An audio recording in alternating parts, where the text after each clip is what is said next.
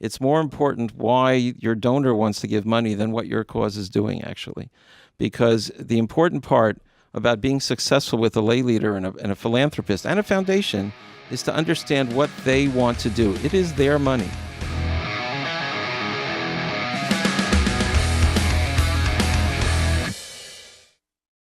Rabbi Bieler, thank you for joining me here on Mind Your Business. Thank you for inviting me. Looking forward to the conversation. Let's talk about organizations. Do organizations have a life cycle? It's very interesting that when people approach an organization, often the first reaction is, how have we always done something? What is the way that it works? Mm-hmm. And yet we saw just recently during the political season that each party is going through the self-examination of who are our constituents, who's getting involved, where do we go, do we move on this direction, move in that direction? But organizations need to do the same thing. There's a famous chart which was created by Susan K. Stevens called Nonprofit Life Cycles, where she describes how in the beginning it's easy to get a not-for-profit off the ground. People are excited about the idea. There's a founder. People, let's be the first. And in general, with fundraising, the easiest dollars to raise are the first dollars or the last dollars. In other words, people are excited about starting a project, and people are excited about being the ones who finish the project. The middle dollar is the hardest to raise. So in the beginning, an organization captures the interest. People want to be entrepreneurial when they get involved, and things are exciting, and you find a new niche and a new cause, and publicity is never a question, marketing is never a question. Let's go, let's go, let's go, and people want to be there. The question is, what happens in the natural course of events, as in any business, and I'm sure this applies for the profit sector as well as the not-for-profit sector, or in terms of political parties, or any organization is a living organism, and at a certain point it reaches a peak. And the key is, what does the organization do when it reaches its peak of activity? Does it say, we're okay, we're going to keep on going the way we're going? Or does it say, wait a minute, maybe we have to think about who's not yet involved, and maybe we can bring more people in? And naturally, over time, when the novelty wears off or other people occupy the space of that particular cause, people get less involved, or people shift to another organization or another cause. And what does an organization do? And that's the critical point. And where my organization gets involved in terms of the consulting services is we attempt the turnaround, which is really against gravity, because you're coasting and you're almost coasting downhill. So the organization has to be willing to push back and bring itself back in the upward curve. Now, does that mean just that they have to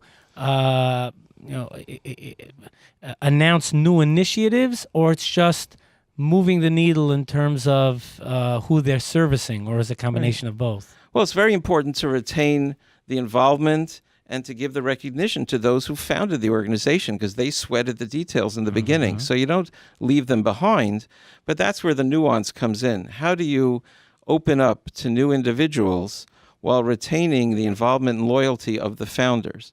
And both parties have to be willing. The new individuals have to recognize who started things, and the founders have to be open enough to say, I'm not going to be here forever. Let's bring in some new people. But if I may, when you talk about, and I'm looking at this diagram that you have about the life cycle of an organization, and when it goes from grow, sustain, and then decline, renew.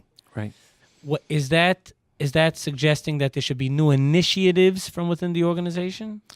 It can, but it also suggests that you have to look at who's going to support the organization now, and how has the donor base changed. And that's where we get into how people give differently. It's really been proven, and I think we all know it from our own experiences within our families, that some people give more emotionally, and some people give more intellectually.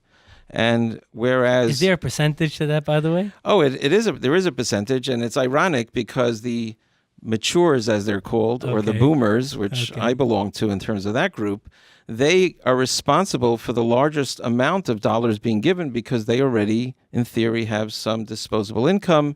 They have been working all along. I also believe it's because many of them grew up in a time when they didn't have that much money, and they understand the value of charity, versus a millennial generation X and Y. And I don't mean to generalize, but in most cases, people have grown up in better times where they don't really feel the hunger. They don't really feel the pain that their parents and grandparents felt.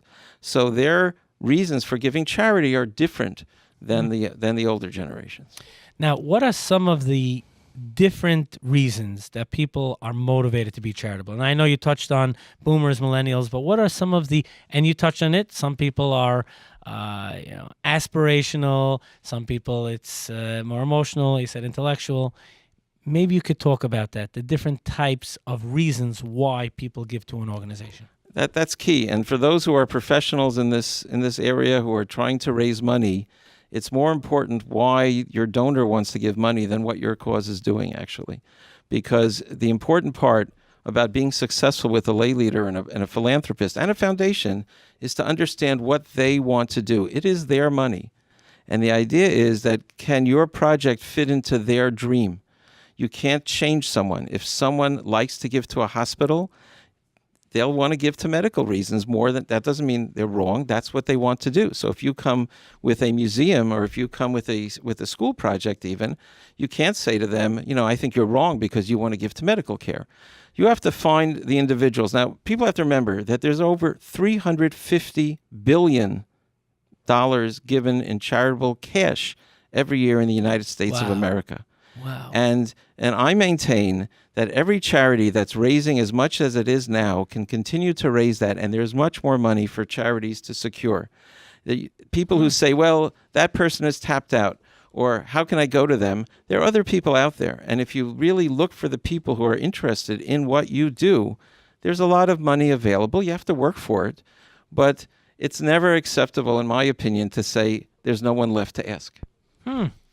Fascinating. Now, when you, I've been working with you for a while, and following up with this question about why people give to certain reasons, I'm not going to ask you for anything that's would be considered confidential, but I understand you've shared the story about going into a donor's office. I know this touches on marketing, but this also it is touches marketing. on Fundraising is education and marketing. Most of it. Education and marketing.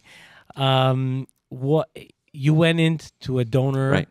And you had prepared in your briefcase 3 different presentations, and you wound up not pulling out any of them. Right. What happened? So this was the beginning of the internet, and this person was involved in a company that was very much associated with the internet, and OHEL which is involved in areas where the internet plays sometimes a negative role in terms of counseling children and young adults who may be involved in the wrong reasons on the internet. So we prepared 2 proposals. Not knowing how much they would be for a program that would involve internet safety. Made sense. He liked he was going to give. He's involved in the internet. We took OHEL's involvement in the internet, and I had the 2 amounts on either side of my bag, knowing which one was appropriate, because early in my career, I'm very grateful to a gentleman who said, sometimes people ask me for too little and I never argue with them. So it's always a question about how much to ask. Right. You don't want to ask for too much. Right, and get shown the door. But you also don't want to ask for too little. And blow the opportunity. So I had the 2 proposals on either side of my bag. Hopefully I knew which side was which. But when I went in the office, I saw something different. And I advise, when I do my teaching and coaching, to look around. The best way to learn about someone, even before you have a conversation, is look at their wall. If you're in their office. If you're in their house, look at their coffee table. If you see a series of plaques on the wall, then you have someone who might be interested in being honored. If you see that there's no recognition of them being honored, then that's not what interests them. That's not what interests them. If you see the pictures of fish, or if you see pictures of skiing, right, then that's those are the cues. Those are the cues that you have. So I walked in to this gentleman who was a very passionately religious Reform Jew, and I saw pictures of the Eichmann trial. And I saw pictures of the camps after the liberation. And it's the last thing that I expected. Right.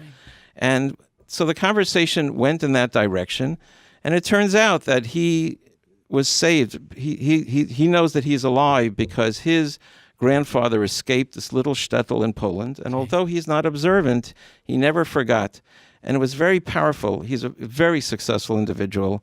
And he said, every morning I take my Rolex watch in my brownstone, which I visited in Manhattan, but I have a bowl that my grandfather owned. And I keep my Rolex watch in that bowl to remember where I came from. Wow. Very powerful, very sincere. I knew that we weren't going to talk about internet security at that point. And then we turned the discussion to children of survivors who have significant developmental or emotional disabilities. And the discussion went that way. So neither proposal made it out of my bag. What a great story. Understanding the donor, even after you had done a lot of preparation. Correct. And it's not like you didn't do your homework. You did your homework. But at the end of the day, you walked into the room, studied the walls, and said, okay, I think the kind of on the dime. This is what he's interested in. Amazing. Any final takeaways for the listener? Someone in the nonprofit world, a final takeaway, a final thought that they could have and that keeps them going in a day-to-day dealings with donors. The idea that when you're working on behalf of a charity, whatever that charity is one of the most noble professions that you can find. And you're helping not only a particular person, but generations. And I think it's very exciting. And I think the profession has become more professional as time has gone on and is appreciated more and more. And I encourage it as a career. In the beginning of the show, you mentioned the different areas of people that are involved. A fundraiser has to know almost all of those areas in terms of marketing, education, speaking, research, writing. Great point. You have to have a lot of skills, but you can just change the world. And it's so exciting to be involved in a not-for-profit.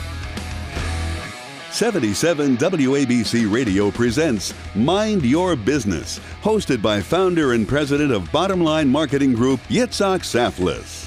Mind Your Business focuses on business and marketing strategies for success.